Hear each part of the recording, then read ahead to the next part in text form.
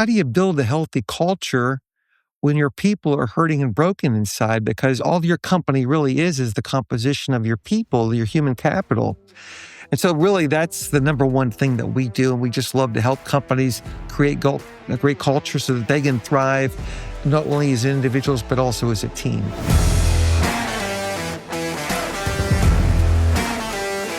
Welcome to the Workmatters Podcast, where we have conversations about the purpose and practice of work. Each week, you'll want to join us to hear from different leaders in different industries and roles wrestle over how their faith intersects their work. So let's dive in. Well, today, Darrel and I have the privilege of spending time with the CEO of Corporate Chaplains of America, Larry Griffith. And Larry, we are so honored to have you on the Workmatters Podcast. Well, thanks so much for having me. I've really been looking forward to this opportunity. Thanks. Larry is a committed servant leader who loves people and business.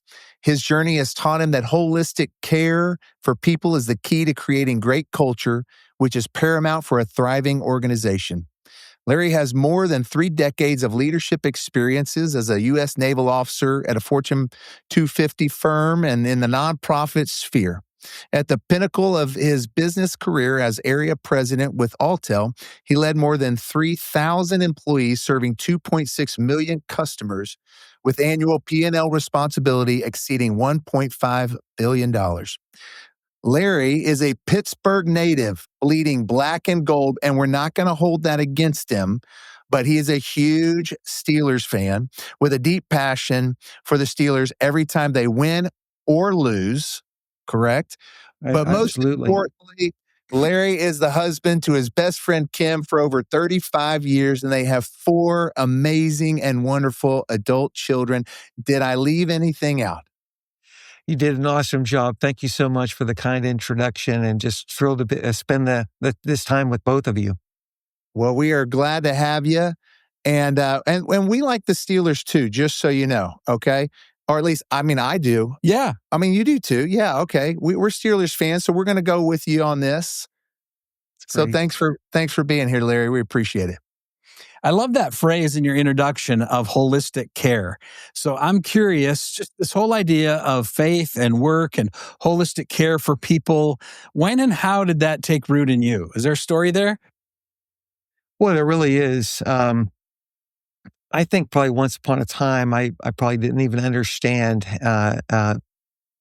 holistic care at all. And I think life has a great way of teaching us lessons. And as I really was a father to our 4 children, and as they grew and just kind of seeing the different things that developed in their lives, it taught me a lot about how complex people are and how much people really need care. At the same time, I think it taught me a lot about myself along the way. So I think probably family has been the greatest teacher for me in that regard.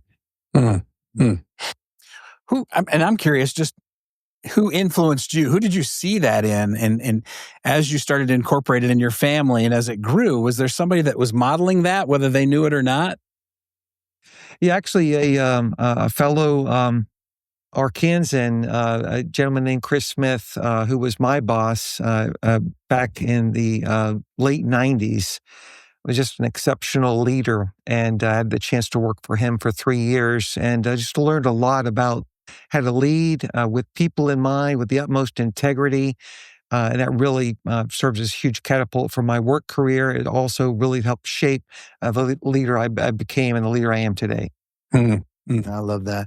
Now, obviously, like you, I've got a lot of kids, and they're different. And I think about each of them needing care in different ways. I love the idea of holistic care as well, and we talk about that a little bit. But go a little bit more into the holistic care. Why is that so important? What does that actually look like for someone? When I was a young man, I was often told, hey, it's time to get to work. Like, just check your problems at the door. And we think about where we are today. And one of the, I think, huge improvements from when I was young is that people say you bring your whole self to work. And that's always been true, regardless of what people may have believed decades ago. And so that there's a lot of positivity there as people bring their whole selves to work, their creativity, their analytical ability. Also, it means they bring all the things that are heavy on their heart.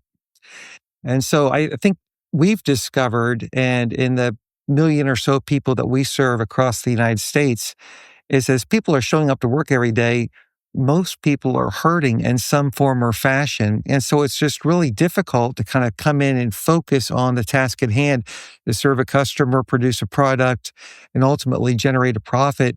If kind of deep inside your marriage is falling apart, you're dealing with a medical condition, an addiction, anxiety and depression have a stranglehold on your life. And so I think holistic care in the sense of really helping that person with all of those facets of their life that contribute to who they are, so that then they can see work as not just something I'm doing to kind of earn a paycheck, to pay the bills, to survive, but rather it's really part of the thriving that I can do in life. Mm. Is that part of what drew you to Corporate Chaplains of America? It was. I mentioned my own family as kind of a holistic kind of a starting point for me. Because I think I probably as a young person, I probably really thought I had the tiger by the tail and had some things really figured out. And I kind of discovered in the transparency of my own home that I didn't, and that I had my own weaknesses. And I think as a leader over the years, I began to have my eyes open to other people and really begin to care for them, and see how we're all just humans kind of on this journey dealing with things in different stages. But when I learned about Corporate Chaplains of America, I thought, what an incredible place to land to really just impact lives where we're just seeing hundreds of thousands of contacts and care sessions, and just love seeing marriages be healed and relationships restored. And people, one of the ways we like to say it is that most people these days are in a place of hurting. And so what we do is we kind of like to come alongside and help people move from hurting to a place of stability. And then over time, through a relationship and with permission, help them to move from stability to actually a place where they can become resilient and even thrive regardless of the challenges that they face, and actually makes them a stronger person. Mm. So let's stay in that conversation for a minute and tell people, who is Corporate Chaplains of America? Well, we are the best kept secret, I think, in the faith at work space. We are celebrating our 30th year of service, and it's just really been so awesome. I mentioned just a moment ago that we serve 1 million people across around 3,600 business locations across all 48 continental United States, as well as a few Canadian provinces. And it just was really awesome.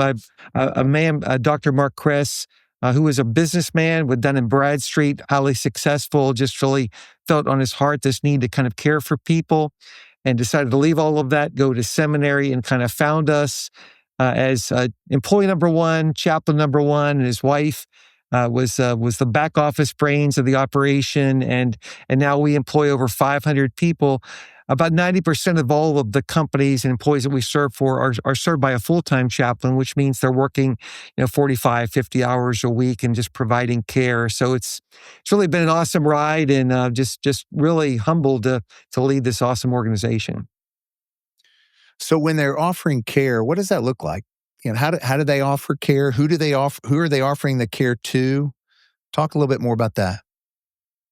Well, the care is largely in person, even though we've really adapted, particularly coming out of COVID, and we provide care through various virtual means, whether it be through we have an app that would be a lot like Teladoc, where you can provide care via video, via text, via email, phone calls, kind of all the virtual means that would be available to you. But largely it's in person. So typically a chaplain will show up for a smaller company, 1 day a week. For a larger company, it could be actually every day of the week. And chaplains are really trained so that they don't get in the way of the workflow. In fact, they just understand how to make contact with people, whether it be small talk, like perhaps talking about the Steelers game or the Michigan game. Darrel, they maybe talk about that. They would not talk smack about Ohio State. They would not do that if they knew that you were a Michigan fan, and they would definitely not talk about the Razorbacks season in a pejorative way. They would talk about the future and the hopes for the future, and so really understanding what that person is interested in, learning their names, and I think really building a caring relationship with them over time, where that employee is like in complete control of how much or how little is said, and then really discerning what would non-threatening care look like for that person, because that can really vary in today's day and age. And so that's really what it looks like. It's kind of this showing up, being present, but then being available, whether it be on before work, after work, or lunch hour or break, because we don't want to get in the way of the workflow at all, or just being available 24/7, 365, because we've discovered that most everybody in our country right now is either in a crisis, they just left a crisis, or they're about to go into a crisis. Mm-hmm. And when crises occur, they just always occur at inconvenient times. And so we have to be available kind of as emergency responders for the heart and mind whenever a crisis occurs. Wow. What a valuable resource. Yeah, absolutely. I know you must hear a lot back from the field. Is there a story of life change that you could share with our listeners that you've heard recently? There really is. And what I love is that, so we are a 501c3, a faith-based Christian nonprofit, but we care and love people all where they are. And so, we're John 14:6 people. At the same time, we just want to meet people right where they are. And so how do we kind of walk that line? I'd love to share a story. Chaplain, his name is Matt. We use the name Steve for the person he was caring for, but Steve ran a large plant for a company that we serve across multiple states. And so this was actually in the state of Virginia. And so Steve knew about the chaplaincy program. He knew about Matt. And he said, "Hey, I could probably use someone to help me be a better servant leader. I'm pretty sure I could use that. I know I could definitely have somebody in my life to be a better dad.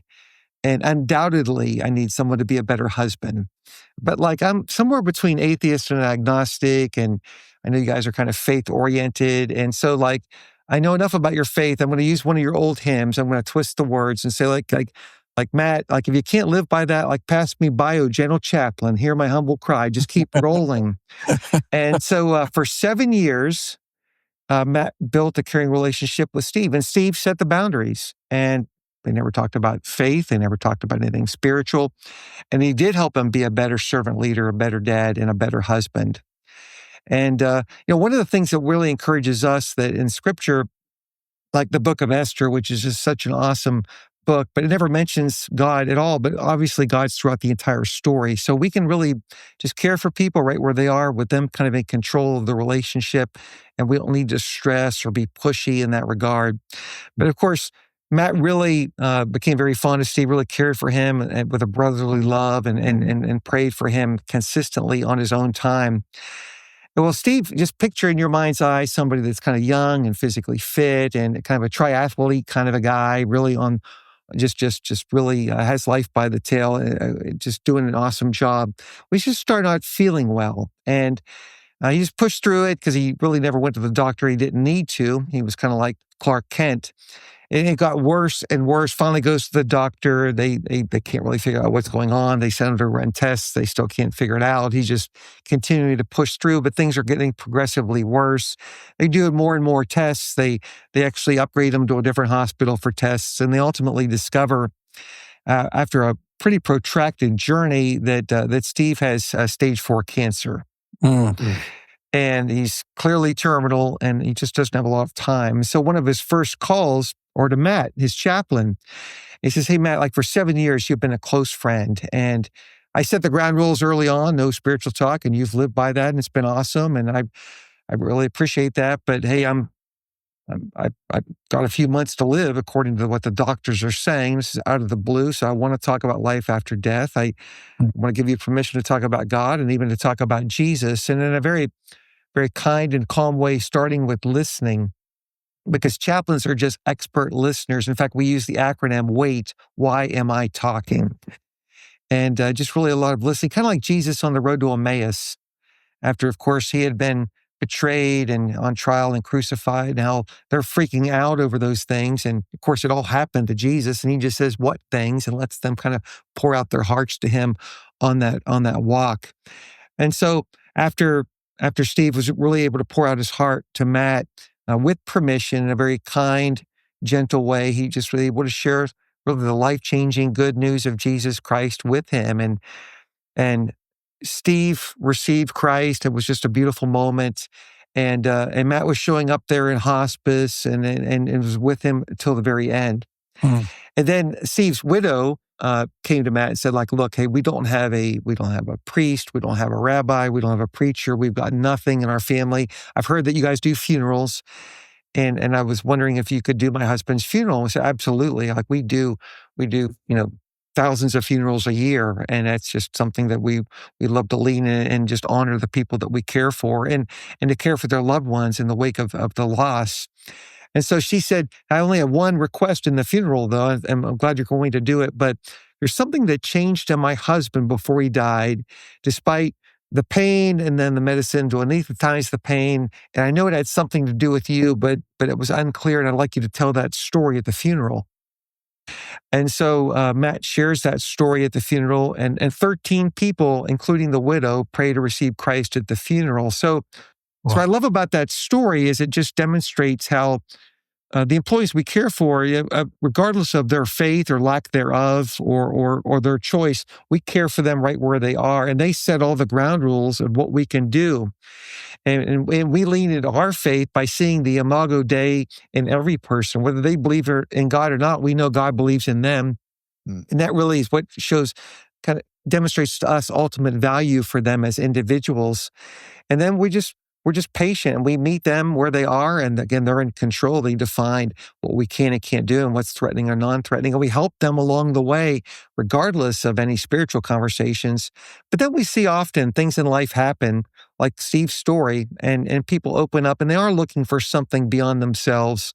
And they're really looking for the mercy, the forgiveness, the grace that comes through Jesus Christ for all people, regardless of who they are. I love the fact, John 3:17, that God didn't send his son into the world to condemn the world, but that the world could find life. And that's really what we love to share as we have permission.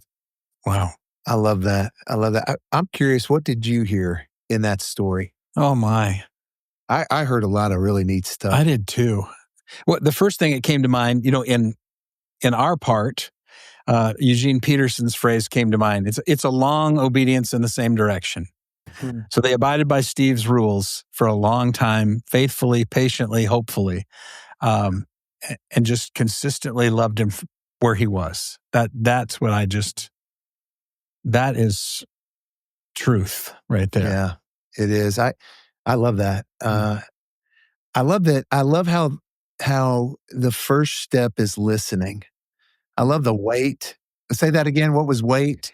Yeah. Why am I talking? Why am I talking? I'm going to use that at home. Yeah, I need to use that with my wife for and yourself, kids. For myself. I could do that with the kids as well. Why are you talking? Where's the acronym for that? But I love the fact that the long obedience in the same direction and just the knowing. Gosh, we all long to be known. We long to be seen. And the fact that your chaplains are there in an environment where we can be overlooked, where we can be not known. We're just there. We're a number. We're just a body to do a job. And to have someone present in my company who's willing to see the person and know the person and let the person know that they're valued and treasured. Yeah. And that they bear an image, if the conversation ever goes there, an image of God, but just to even allow the freedom for that employee to set boundaries. I mean, that is just a beautiful way to love. Yeah. And to love really well. I mean, I think that's just amazing. I know as a former business owner myself, I wanted to love my employees well, but gosh, I was so focused on bottom line and needing to make sure were selling our product and needing to make sure that we got paid and that our product was high quality and there was P&Ls and there was budgets and yet in my heart as a follower of Christ, I wanted to love my employees well. How much of a benefit it would have been to have a partner through Corporate Chaplains of America and a chaplain there, knowing that if I were missing it, I know that that they were going to be there. Yeah. Do you see that? And I think that's one of the things that we've discovered is that so many owners just have a passion for their people and they truly do love them. But I think what they forget is that when you own a company or you're an executive or you're an HR leader, there's just a natural barrier there. Like if somebody is dealing with an addiction, like the percentage of men who are addicted to pornography is just off the charts. And whether you're in the church or outside the church, it's almost the same. It's just really sad. You can share that with a chaplain. In fact, you can share anything with a chaplain and 100% it's going to stay confidential unless you're going to hurt yourself or hurt someone else. But if you're like, am I really going to tell the owner of this company or the HR leader or another executive, will that hurt my career? Do I need to create kind of a facade that I have it all together? Particularly if I know that the company has a strong culture or it's even a Christian influenced culture. And so again, I think it just, it's in the first epistle of John, John writes in the first chapter that we have to walk in the light as he's in the light. But it says that if we say that we're without sin, that we're liars. And so I think all of us, we all fall short of the glory of God. Even after we come to Christ, we struggle with things. And I think just having that safe place of someone who's equipped to really care for you. But again, it's confidential. It's not going to become water cooler talk, or it's not going to go downstream or in any way impact you or your career. So Larry, I'm listening to this and something's stirring in my heart. And I'm thinking, man, I would love to be in the throes with employees and really get to know them and serve them. And I feel like called to even love them and maybe be a chaplain. How would I become a chaplain at Corporate Chaplains? That's a great question. If you go to chaplain.org, our website, you're going to see in the upper bar, it'll be really intuitive, become a chaplain. Click on that. You'll see all of our open job orders from across North America. But just to be clear, we're really looking for people who are a special person that's called to do this. In fact, we go through 38 chaplains, as we say, instead of applicants to get to one chaplain. So there's just so many, there's many are called, but we've discovered that few are chosen because we really cannot get sucked into all of the issues of the day. Whether they be right wing or left wing. What we have to do is we have to stay focused that this person in front of me is of eternal value and wealth, not based on what they do, but who they are. We're human beings, not human doings. And so really looking for somebody that has kind of that mindset that, however this person identifies, whatever their beliefs are, it just doesn't matter. I want to care about them because I see how infinitely valuable they are as an individual. And so that's kind of a unique thing. We're also looking for someone who has their seminary degree or equivalency. At the same time, we're looking for somebody that has 7 or more years of workplace experience outside of ministry or the church, because we want our chaplains to know what it's like to be part of a team, to have to hit deadlines, to serve customers, to have a performance review, to deal with the challenges that the people they're serving are dealing with. We've really found that to be important. And I'm not in any way trying to say that church work is not work, because it certainly is. It's just different. And we want that person that's kind of in that for-profit sector that's kind of had that real experience. And so we're really looking for somewhat of a unicorn, but we've found those people, and it's just awesome to see the way that they can bring healing and wholeness to so many employees across so many companies. Okay. I'm thinking about another group of people that might be stirred right now, and it might be a business owner. What is it? A similar process? If I'm a business owner, I'm thinking I want to kind of pursue this idea of having a chaplain from Corporate Chaplains in our organization. What would you suggest for them? Yeah, I think likewise on chaplain.org, actually you see a button, I believe it says request a demo. And that really is just to set up an appointment at your convenience, just to kind of walk through what we do. And, we serve so many different SIC codes from the beverage industry, to trucking, to IT, to law offices, kind of across the board, the whole spectrum of any type of company you can imagine, white collar, blue collar, manufacturing. It's just really, really awesome. And so I think really being able to then kind of apply what we've learned over 30 years, learn about you and kind of your company and explain like what we think things would look like and kind of have a good conversation about that. And I would say that so many companies right now have really kind of latched into, and anyone that's listening to a Workmatters podcast, I'm sure clearly understands that you can't have a great company without a great culture. And that's why they're listening to your podcasts. That's right. Because they know that culture eats strategy for breakfast is what Stephen Covey would say. And so with that being true, like how do you build a healthy culture when your people are hurting and broken inside? Because all your company really is the composition of your people, your human capital. And so really that's the number one thing that we do. And we just love to help companies create a great culture so that they can thrive, not only as individuals, but also as a team. So budget's always a concern, right? So talk to us about the return on investment. If a company was going to go with Corporate Chaplains of America, help us understand that. Yeah, great question. So we like to think about return on investment kind of in two ways, or start with pragmatic return on investment. The most common things that we see is employee turnover and also employee engagement. It's kind of like two sides of the same coin. And so again, it's so hard to serve customers, whether you're offering a service or a product, if your team is kind of dysfunctional as individuals or they're hurting, to get them to work together to kind of create value, which is really the goal of every organization, every for-profit business, to create value in the workplace. And so we kind of come alongside and we have seen companies. In fact, we had one company that their crushing blow was their turnover in the first 90 days. They turned over, because it was in a manufacturing setting, it was difficult. They turned over so many people. It was just bleeding EBITDA from their company.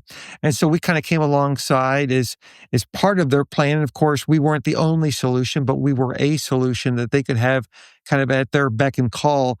And we saw that turnover kind of drop by 70%. And when that happened, that actually created kind of a waiting line of applicants. So then they could become more selective in the people they were hiring.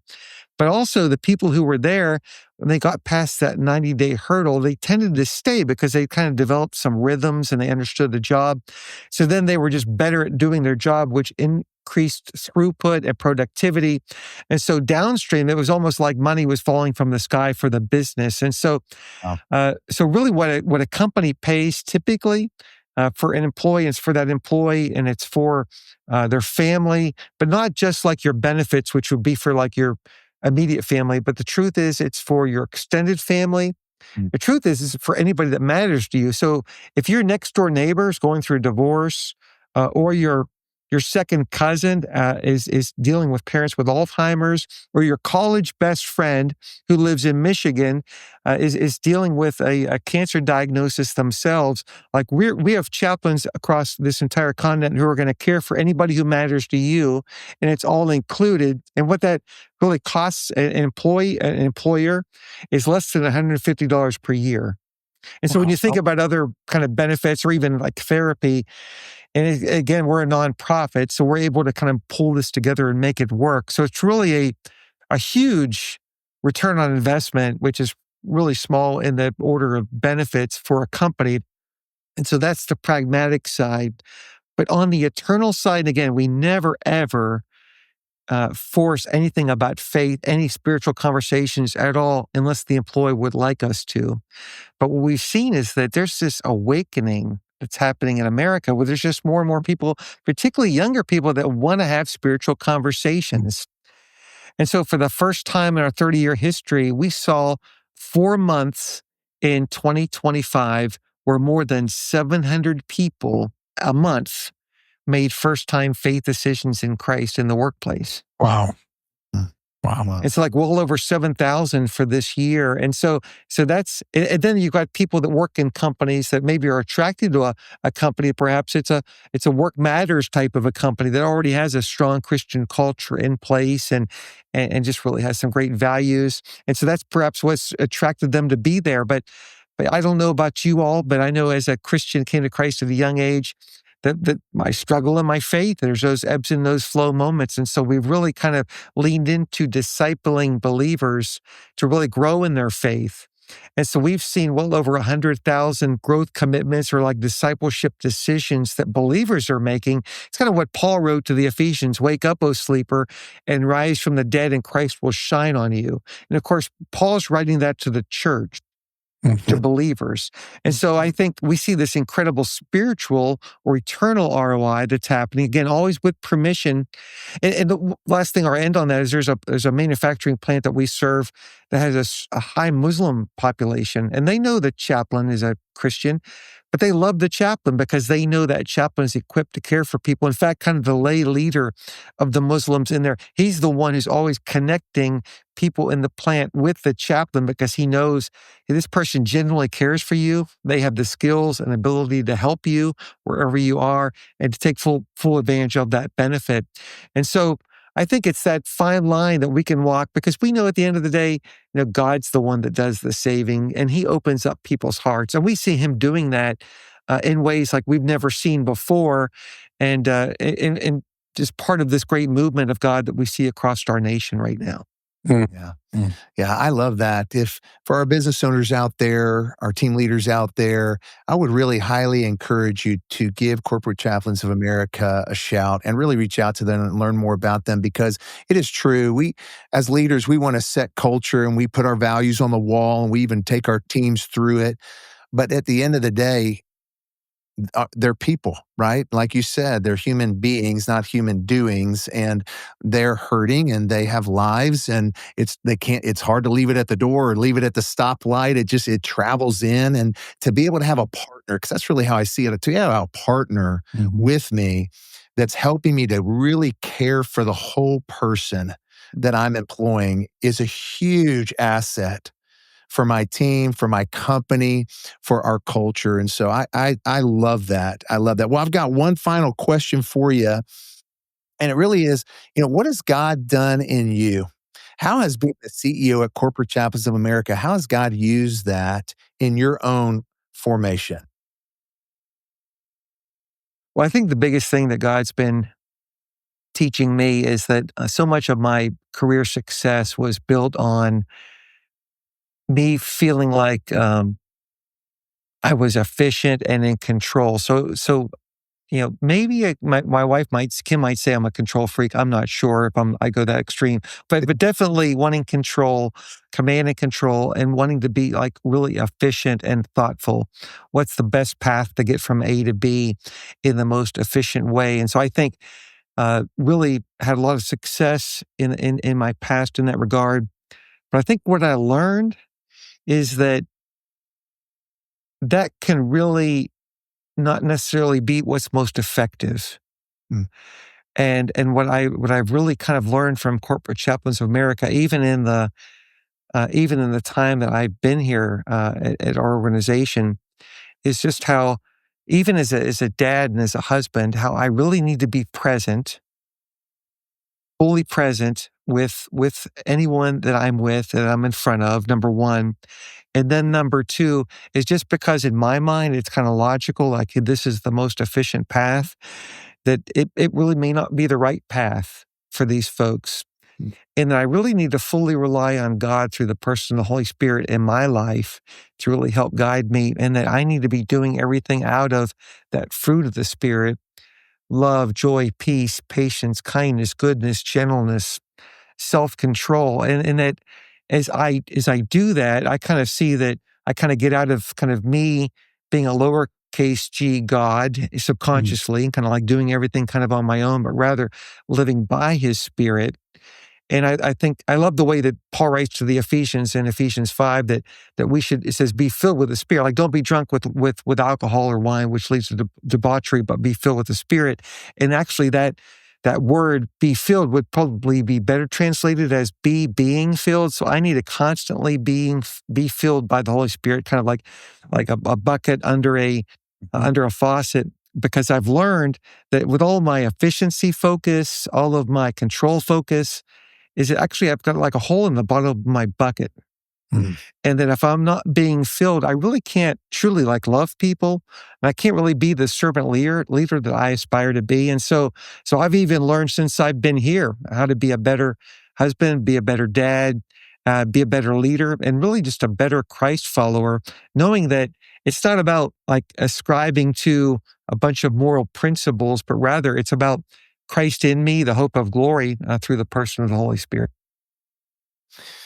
Larry, that's getting to know you. The two things I really value about you is your desire to be fully present with every conversation we've had, and it seems like things keep getting thrown into the mix of preventing us from getting to spend time together. But when we do, you've just fought hard to really be present. And the other thing I really value and appreciate about you is this passion in you to walk in the Spirit and to be led by the Spirit. And that is the qualities of an amazing CEO leading an amazing organization. And we really appreciate you and who you are. And I want our listeners to get to know a little bit more about you, but from a really fun place of picking on the Steelers. So I've got some last couple of questions here at the end of get to know you questions, and then we'll that'll be our time together. So here we go.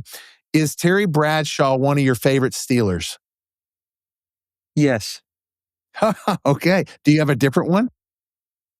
Probably my favorite Steeler of all time would be Jack Lambert, and the kind of the toothless Dracula in a sense. He was just such a mean guy that you wouldn't want to get in touch with, in any way. So I love the way that he kind of embodied the Steeler defense.